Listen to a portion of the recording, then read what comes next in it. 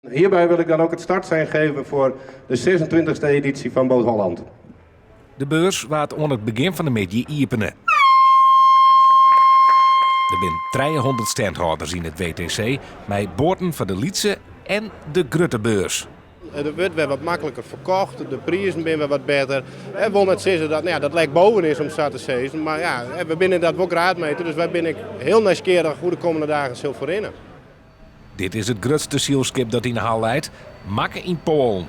We hebben hier een Delphi 46 DS. Het is het eerste schip wat gebouwd is met een kielmitswaard in deze lengte voor de Delphia-werf. Delphi heeft al heel lang ervaring met het bouwen van kielmitswaartschepen, maar dit is echt de grootste die we op dit moment hebben in een kielmitswaartversie. De trend van de komende tijd, elektrisch varen.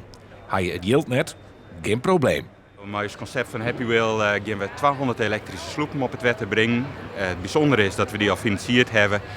Verduurzaming, dat zit natuurlijk heeg op de agenda hier in de provincie. Maar financiering, dat is echt een probleem. Wat wij hierin hebben, is dat wij voor 1200 sloepen financiering geregeld hebben. En nu zien we de gearworking met lokale recreatieondernemers om te jermen hun de watersport in Friesland te verduurzamen.